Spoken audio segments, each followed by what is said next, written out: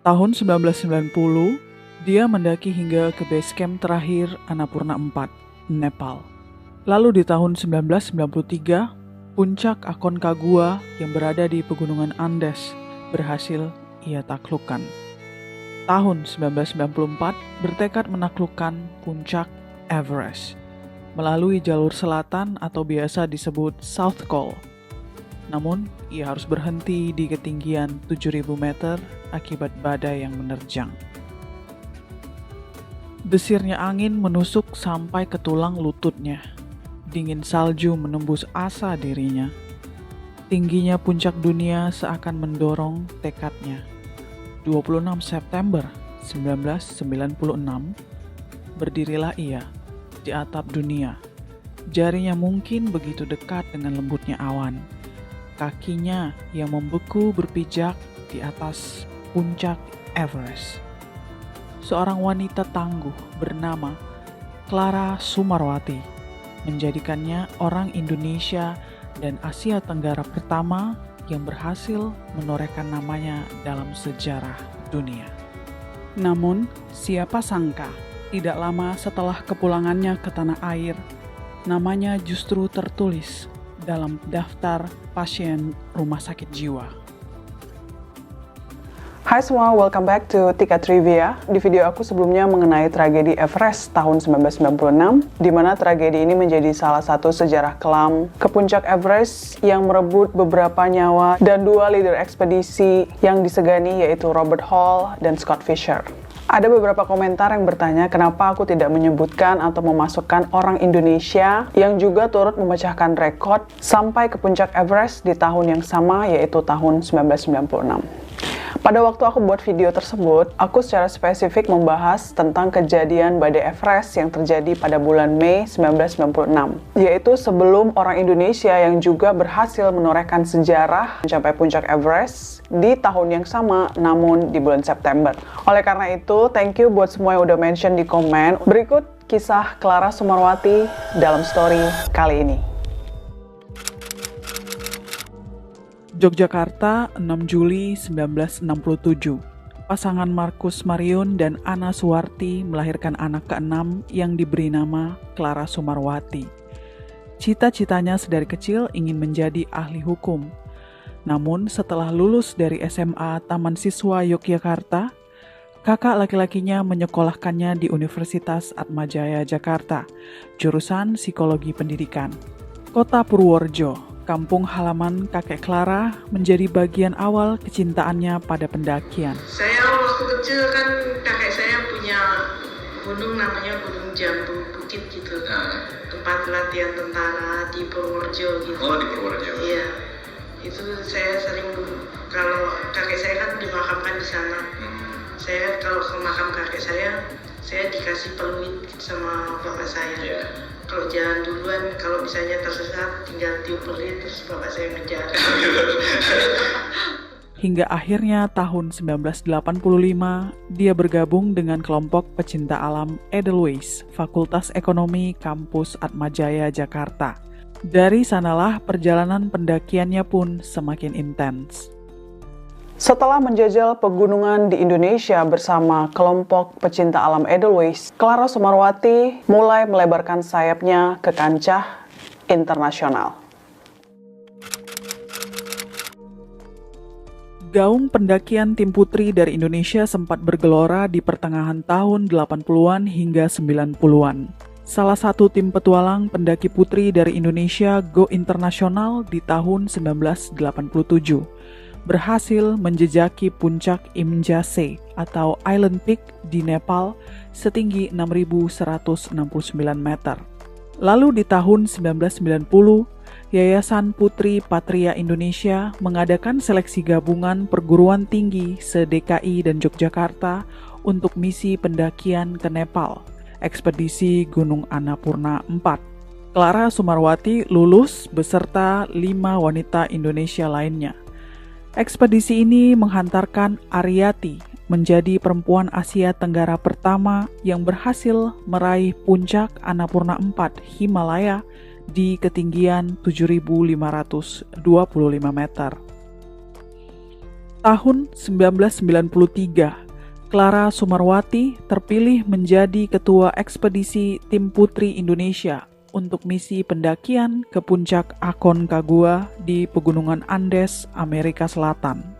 Namun, hanya 3 orang yang berhasil mencapai puncak dikarenakan 1 orang lainnya terkena mountain sickness. Semangat Clara kian membara, dan kali ini mimpinya semakin menjulang tinggi, yaitu ke puncak Everest. Tentu saja ini bukanlah suatu misi yang mudah, tapi bukan berarti tidak mungkin. Setelah itu saya ke Everest bersama 6 anggota Kopassus. Everest tahun 94 di jalur selatan South Pole. Berkat prestasinya di Aconcagua, Clara memberanikan diri mendatangi markas Kopassus di Cijantung yang saat itu dikomandoi Bapak Brigjen TNI Agung Gumelar. Clara meminta izin untuk ikut seleksi naik gunung bersama tim PPGAD, Pasukan Pendakian Gunung Angkatan Darat. Permintaannya disambut dengan tangan terbuka. Setelah serangkaian seleksi, Clara dinyatakan lolos dan berlatih berat setahun penuh ala militer. Clara dan tim PPGAD berangkat ke Nepal bulan September 1994. Melalui jalur selatan atau South Col, badai yang tak bisa ditoleransi mengharuskan mereka berhenti di Camp 3 di ketinggian 7.000 meter. Ekspedisi Everest tahun 1994 pun belum membuahkan hasil. Bergabungnya Clara di tim PPGAD 1994, di mana ia sebagai koordinator dan satu-satunya seorang wanita dan warga sipil. Di sana pula Clara mulai mengenal dengan pimpinan Sherpa di ekspedisi tahun 1994 itu, yaitu Kaji Sherpa. Tekadnya semakin bulat. Clara Sumarwati ingin mengharumkan nama bangsa dan mengibarkan bendera merah putih di atap dunia. Biaya pendakian ke Everest tergolong tidak murah, maka lazimnya banyak pendaki dan tim ekspedisi mencari sponsor untuk perjalanan mereka. Clara Sumarwati berencana untuk mendaki Everest di tahun 1995. Hari-harinya ia sibukkan dengan latihan fisik di sore hari, sementara pagi hari dia sibuk ke berbagai perusahaan untuk mencari sponsor. Tahun 1995, Indonesia merayakan ulang tahun kemerdekaan yang ke-50. Momen ini sangat bermakna bagi Clara karena dia bertekad mengibarkan merah putih di puncak Everest. Clara mengajukan sponsor kepada Panitia Ulang Tahun Emas Kemerdekaan Republik Indonesia. Pengajuannya baru disetujui di bulan Agustus 1995. Maka dari itu, Clara terpaksa menjadwal ulang keberangkatan dan persiapannya hingga ke tahun berikutnya, Juli 1996. Setelah persiapan panjang hampir setahun lamanya, 2 tahun setelah kegagalan pertama, Clara memantapkan kembali langkahnya untuk menaklukkan puncak Everest. Kali ini dia memilih jalur utara dari sisi Tibet atau yang biasa disebut North Col. Jalurnya dikatakan lebih pendek dibanding dari sisi Nepal, yaitu South Col. Namun keadaan cuaca di sisi utara lebih ekstrim. Bahkan menurut data, tingkat kesuksesan pendakian melalui jalur selatan lebih tinggi dibanding dari sisi utara. Setelah biaya sponsor turun, Clara bersama Gibang Basuki, seorang anggota Kopassus berpangkat Sersan II, terbang ke Nepal untuk mengurus perizinan pendakian. Mengingat misi pendakian solo ini melewati jalur utara, maka surat izinnya dikeluarkan oleh pemerintah Cina di Beijing. Berkat bantuan seorang warga Australia, mereka berhasil mendapatkan izin dari China Mountain Association. Selain itu, Clara juga membayar sekitar $12.000 untuk mengontrak 12 Sherpa asal Tibet yang nantinya akan membantu mengangkat beban dan memasak selama misi pendakian Clara. Setelah proses perizinan selesai, Clara dan Gibang Basuki kembali ke Jakarta untuk persiapan akhir. 8 Juli 1996, perjalanan bersejarah itu pun dimulai. Menaiki Kuwait Airlines, mereka menuju Frankfurt, Jerman untuk membeli peralatan pendakian mulai dari baju dingin, tabung oksigen, dan Clara juga membeli 1 kamera analog Olympus dan 1 video kamera bermerek Sony. 10 hari di Jerman, Clara dan Gibang Basuki terbang menuju Kathmandu untuk bertemu dengan 12 Sherpanya. Sesampai di sana, mereka melakukan aklimatisasi. Perjalanan darat yang ditempuh menuju perbatasan tidaklah mudah. Sempat terkena longsor hingga 5 kali berganti kendaraan. Akhirnya Clara dan Gibang Basuki beserta tim Sherpa berhasil sampai di base camp 1. Diiringi hujan lebat, keesokan harinya 26 Agustus 1996, Clara dan tim menuju base camp 2 di ketinggian 6.000 meter, lalu ke camp 3 di ketinggian 6.450 meter. Di sini Clara berlatih naik turun dari camp 3 ke camp 2 untuk proses aklimatisasi selama 3 minggu lamanya. Didampingi 5 orang Sherpa, Clara Sumarwati terus melanjutkan pendakian dari camp 3 hingga camp 6 yang tingginya sudah di 8.600 meter. Clara berhasil melewati berbagai rintangan tajam yang mewarnai setiap jalur pendakian. Sementara Gibang Basuki berhenti di camp 5 karena kondisi hidungnya berdarah dan tak memungkinkan untuk turun naik. Pukul 1 dini hari ditemani kegelapan malam. Dipimpin Sherpa berpengalaman bernama Kaji, Clara memulai pendakian menuju puncak dengan cara traversing atau menyusur sambil mengitar. Pendakiannya dari jalur utara melewati tangga dengan kemiringan 90 derajat dan bahaya longsoran salju yang selalu mengancam pendaki. Pukul 11 siang, 26 September 1996, Clara Sumarwati sampai di puncak Everest. Setelah memandang ke sekeliling dan merasa yakin bahwa ia memang sedang tegak di atap dunia, Clara berkata dalam hati, "Tiba-tiba saya merasa sangat kecil dan rendah." Angin yang sangat kencang dan cuaca dingin yang ekstrim, Sherpa mengingatkan bahwa mereka tak bisa berlama-lama di atas. Clara memberikan kameranya, namun setelah mencoba beberapa kali, kamera tersebut tak berfungsi akibat membeku. Clara sempat khawatir karena mungkin ini akan menjadi masalah. Namun Sherpa-Sherpa yang menemani Clara menenangkannya bahwa merekalah kelak yang akan menjadi saksi. Setelah turun sedikit dari puncak, Clara mencoba kembali kameranya yang disimpan dalam baju Sherpa agar hangat. Benar saja, kamera berfungsi dan Sherpa pun mengambil foto Clara yang sedang tak jauh dari puncak dengan mengibarkan bendera merah putih dan memegang majalah Time dengan sampul depan wajah mantan Presiden Soeharto. Sesampainya Clara kembali ke Kathmandu, pemerintah Nepal pada masa itu sangat antusias dan mengadakan acara penyambutan sekaligus mengucapkan selamat atas pencapaiannya sebagai wanita ASEAN dan orang Indonesia pertama yang berhasil mendaki hingga puncak Everest. Ucapan itu diberikan langsung oleh Menteri Olahraga Nepal kepadanya. Lalu ketika beliau sampai di Indonesia, Clara Sumarwati diberikan penghargaan Bintang Jasa Naraya oleh pemerintah Indonesia.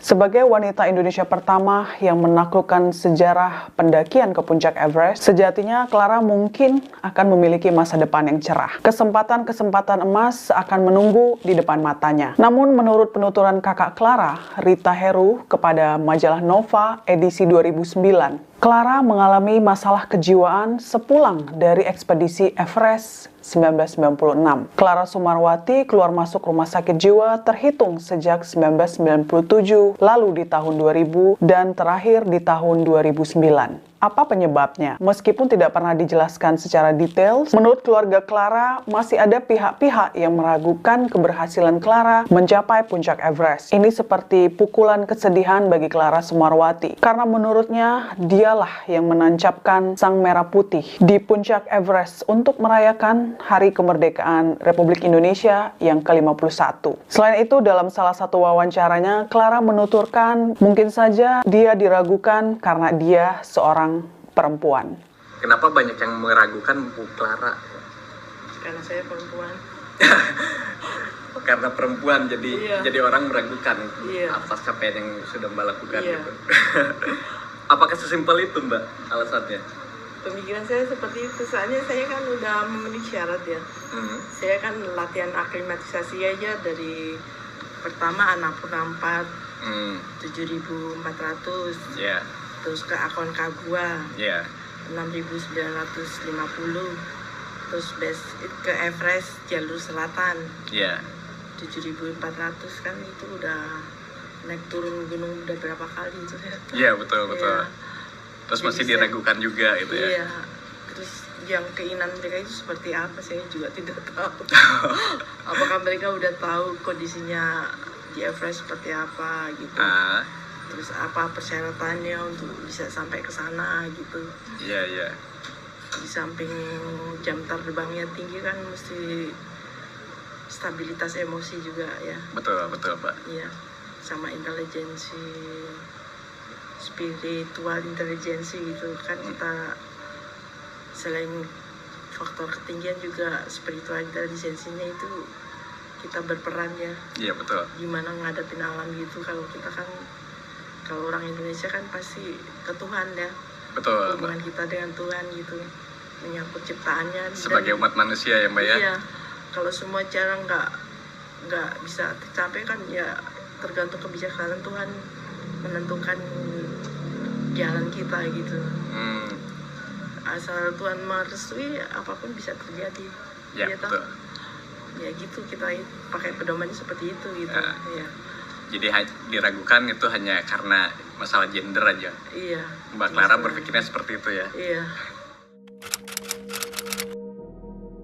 Tahun 1997, Clara mulai mengalami gangguan jiwa. Keluarganya sering membawanya ke rumah sakit khusus Puri Nirmala, Yogyakarta.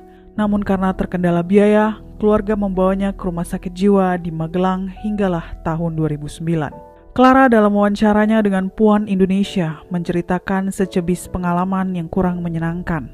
Tak lama setelah kembali ke Indonesia, di tengah kegembiraan yang meluap, dia bertemu seorang anggota TNI yang selama ini sangat mendukung pendakiannya. Sertifikat saya diambil, dirobek-robek dia, kata Clara. Kaget tentu saja, Clara tak tahu apa maksudnya. Robekan kertas itu disatukan lagi, dilem, dan kemudian dilaminating. Clara juga menyurati pihak Nepal meminta dikirim sertifikat salinan. Teror lain suatu ketika saat bersepeda motor di jalanan Yogyakarta. Clara ditusuk pisau. Orang yang menusuk langsung memacu sepeda motornya dengan kecepatan tinggi. Beruntung ada tas pinggang yang melilit perut Clara saat itu. Saya aman. Sorenya di rumah kosnya ada orang datang menggedor pintu. Dia langsung menodongkan pistol ke muka Clara. Rasanya lemes mbak, itu moncong pistol nempel di pipiku.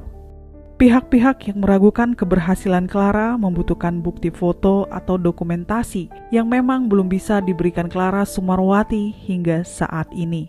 Namun, rekam jejak keberhasilannya diakui dunia internasional yang masih dapat diakses hingga sekarang di dunia maya.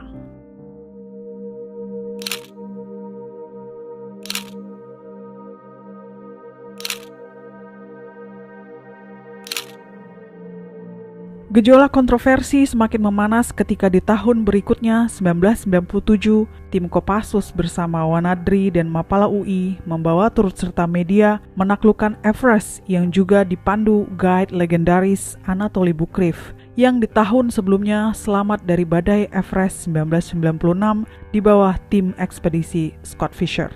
Menurut Pratu Asmujiono, dari 3 prajurit Kopassus yang menaklukkan Everest sebelum keberangkatan, Clara Sumarwati beberapa kali diundang untuk berbagi pengalaman dan pemaparan, namun Clara tidak pernah hadir. Clara semenjak ia kembali ke tanah air harus berjibaku dengan kesehatan mentalnya. Bertahun-tahun keluar masuk rumah sakit dan berobat jalan, beliau juga sempat menjadi seorang guru BP di salah satu SMA swasta di Kota Baru, Yogyakarta, lalu di perusahaan kerajinan di Bantul. Namun, beliau harus berhenti bekerja ketika kesehatan mentalnya kembali kambuh. Selama dirawat di rumah sakit jiwa, Clara Sumarwati juga kerap bercerita kepada tenaga medis mengenai pengalamannya mendaki Everest. 13 tahun bergejolak dengan kenangan, tak banyak yang tahu kondisinya. Clara berjuang sembuh berkat dukungan keluarganya, meskipun pengakuan pencapaiannya tak kunjung bergaung. Tahun 2009, namanya kembali menjadi pembicaraan ketika tanpa disengaja dikenali oleh Bapak Amir Hamzah, salah satu staf Menpora yang sedang berada di Rumah Sakit Jiwa Magelang karena sedang menilai peserta pemuda pelopor asal Jawa Tengah, Poppy Savitri. Seketika berita tentang Clara Sumarwati kembali menjadi perbincangan di media sosial. Namanya yang dulu menggema dalam dunia pendakian putri, menjelajah puncak-puncak gunung di belahan dunia. Lalu tiba-tiba pijarnya meredup karena kontroversi yang tak bisa ia bendung hingga akhirnya kembali bergaung karena pertemuan tak disengaja itu. Menurut Dr. Bella Patriajaya SPKJ, Semenjak kedatangan dan pertemuan dengan staf Menpora yang mengenalinya saat itu, keadaan Clara Sumarwati kondisinya secara medis mulai membaik. Karena kejadian itu cukup menambah kepercayaan diri Clara, menurut Dr. Bella, beliau sudah mulai realistis dan diperbolehkan pulang untuk penyembuhan.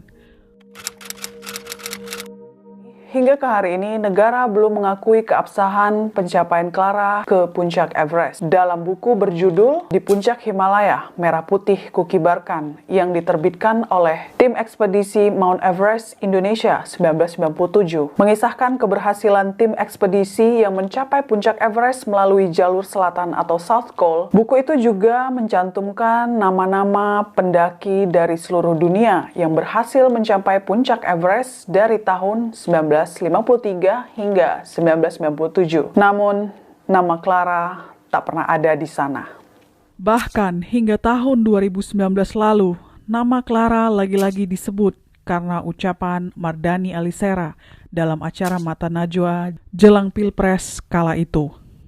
26 April 1997, ketika tidak ada satu orang pun dari Asia Tenggara yang mampu menaklukkan Everest, Prabowo dengan tim Kopassusnya mampu menaklukkan gunung tertinggi di dunia. Kondisi Clara Sumarwati yang terkini terlihat dari media sosialnya sudah semakin membaik dan beliau banyak mengikuti kegiatan-kegiatan pecinta alam. Sejarah perjalanannya penuh dengan liku-liku, pro dan kontra. Hingga pada akhirnya beliau mampu menerbitkan bukunya berjudul Indonesia Menjejaki Everest. Lewat bukunya, Clara ingin menceritakan pengalaman serta perjalanannya yang ia lalui ketika menaklukkan puncak Everest melalui jalur perbatasan Nepal-Tibet. Dia berharap buku ini bisa menjadi dokumen sejarah yang sebelumnya berupa kepingan puzzle dan clipping berita koran harian dari seluruh dunia. So, bagaimana menurut teman-teman? Demikianlah kisah Clara Sumarwati yang menjadi wanita pertama Indonesia